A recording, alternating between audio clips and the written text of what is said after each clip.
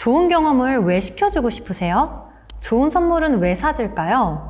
왜 우리는 아이들에게 보상을 주게 될까요? 안녕하세요. 아이들의 올바른 성장을 이끌어내는 우맘달의 전주은입니다. 오늘은 물질적인 보상을 해줄 때 우리가 주의해야 할 점에 대해서 이야기를 나눠볼게요. 우리는 아이들을 키우고 교육하면서 적지 않게 물질적인 혜택을 아이에게 주게 되는 것 같아요. 더 잘 컸으면 해서, 그동안 잘했다고, 앞으로 더 잘하라고 이렇게 격려도 해주고 동기를 끌어내기 위해서 보상을 주게 되죠. 근데 이런 보상을 제대로 이해하지 못하고 남발하게 되면 주객이 전도되는 상황이 올 수 있어요. 잘하라고 주는 보상이었는데 보상받는 게 어느 순간 굉장히 당연해진다던가, 더 큰 보상을 서슴없이 요구한다던가, 더 이상 보상 없이는 움직이지 않는다던가, 이런 식으로 난감한 상황이 오게 되기도 해요. 이런 모습이 나타나는 이유는 보상이 갖고 있는 부작용을 이해하지 못하고 아이의 내적 동기가 흐려지는 걸 잡아주지 못해서입니다. 만약 선물을 주고 보상을 주는 게 아이들이 만족하는 모습이 좋아서 해주시는 거라면 그런 만족을 내적 보상으로 주려는 방법을 계속 생각해 보시는 게 훨씬 아이들을 위한 길이에요. 아이들은 만족지연을 경험하면서 그걸 배우면서 자라야 돼요. 만족지연 능력이라는 건요, 장래에 더 큰 성과를 위해서 자신의 충동과 감정을 통제하고 눈앞의 욕구를 참을 수 있는 그런 능력을 말하는데요. 충동을 조절할 수 있고 인내하면서 참을성을 기를 수 있는 능력이 다 이런 만족지연과 연결되는 역량들입니다. 만족지연을 할 수 있는 사람과 할 수 없는 사람은 삶을 대하는 자세가 굉장히 다르고, 성공한 사람들은 반드시 갖고 있는 능력이기도 해요. 장기적인 목표를 달성하기 위해서 부단히 노력할 줄 알고 현재의 욕구를 조절하면서 더 큰 그림에 자신의 노력을 투자할 수 있기 때문이죠. 우리 모두 우리 아이들을 이런 삶을 살아가는 사람으로 키우고 싶잖아요. 그렇기 때문에 바로바로 충족을 시켜주는 건 결코 아이의 절제력을 길러주지 못하는 방향이 될 수 있고, 계속해서 더 큰 보상이 오지 않으면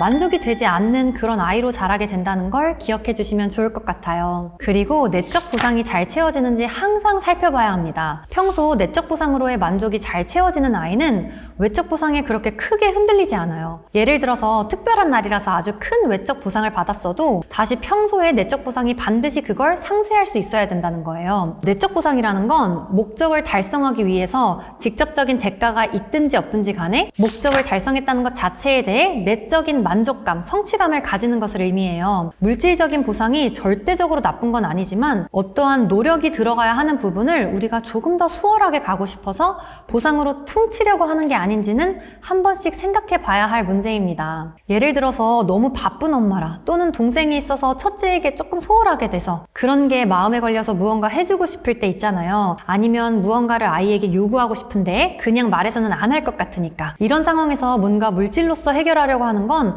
쉽게 가는 길을 선택하는 거예요. 정말 이게 아이를 위한 선택인지, 이렇게 해야 엄마 마음이 편해질 것 같아서 하는 선택인지 잠시만 골똘히 생각해 보시면 어떤 게 더 아이를 위한 방향인지 아실 수 있을 거예요. 저는 아이들에게는 이런 게 굉장히 중요하다고 말씀드리고 싶어요. 하루 5분 정도 아이 눈 보고 마음을 얘기해 주시는 거예요. 얼마나 너가 소중한 존재인지, 얼마나 잘해낼 수 있는 잠재력이 있는 아이인지, 엄마는 얼마나 너를 믿는지, 언제나 엄마가 너의 편이라고 말해주는 그런 순간을 보내는 게 어떠한 물질적인 보상보다도 훨씬 아이에게 필요하고 가치 있다고 생각해요. 물질적인 보상이 만연해지거나 당연해지지 않기 위해서는 아이가 진짜 진정성 있는 노력을 투자한 부분에 대해서 감사함을 아는 상태에서 보상을 해주셔야 합니다. 여행을 보내주는 거, 선물을 주는 거, 용돈을 넉넉하게 주시는 거, 능력이 되면 해주면 너무 좋은 것들이지만 이런 걸 해주는 것보다 더 중요한 건 감사함을 아는 아이로 키우는 거죠. 감사함과 소중함은 딱 한 번으로 알려줄 수 있는 건 아니에요. 쉽게 내 손에 넣을 수 있는 것에 대해선 이런 감사함이나 소중함에 대한 가치를 아이들이 느끼기가 쉽지 않아요. 그래서 부모님들은 평소 아이가 한 노력에 엄마 아빠도 너가 한 그 노력을 정말 알 것 같아 하는 그런 마음이 보상과 함께 전해질 수 있도록 의식해서 대해주시면 좋을 것 같아요. 아이에게 좋은 물건을 사주고 싶고 예쁘고 비싼 옷을 입히고 싶은 건 어쩌면 아이가 원하는 것이기보단 부모님이 원하는 것일 수 있어요. 자녀가 부모의 능력을 과시할 수 있는 그런 대상이 되어서는 안 된다는 말씀도 드리고 싶습니다. 아이들에게는 절제와 자기 조절 능력, 삶에서 원하는 걸 다 바로바로 얻을 수 없다는 그런 이치, 원하는 걸 얻기 위해선 반드시 노력이라는 걸 해야 한다는 그 중요한 가치를 가르쳐주는 것이 훨씬 중요합니다. 작은 것에도 감사하고 소중히 여길 줄 아는 그런 마음이요. 남들이 부러워할 만한, 자랑할 수 있을 만한 그런 뭔가를 해주는 게 중요한 게 아니라 비록 소박할지라도 소중함을 나눌 수 있는 분위기가 형성되는 것이 아이들과 아이들과의 관계에서는 아주 중요하다는 말씀을 드리고 싶어요. 그러니까 뭔가를 미안해서 더 해주려고 한다거나 어떤 걸 하게 하고 싶어서 무언가를 해주려 하기보다는 아이의 내면의 힘을 길러줄 수 있는, 아이의 내적 동기를 더 또렷하게 해주기 위해선 어떤 게 필요할까, 이런 걸 함께 고민하며 나아가고 싶습니다. 안정감 있는 양육 환경, 언제든 우리 부모님은 나를 지켜줄 거라는 그런 믿음, 내가 누군가로부터 상처를 받아도 엄마 아빠만큼은 정말 내 편이라는 그런 믿음, 그런 게 정말 중요하고요. 그리고 가장 좋은 베스트는 그런 물질적인 보상 없이도 일상에서 행복하고 감사함을 느낄 수 있는 아이로 자라는 거 아닐까요? 제가 아이들 레슨 하잖아요. 레슨 한 번당 스티커를 하나씩 붙여주는데요. 스티커 50개를 모으면 또 선물을 줘요. 그럼 여기에서 스티커가 아이들에게 보상을 주는 거잖아요. 근데 이런 작은 보상에서도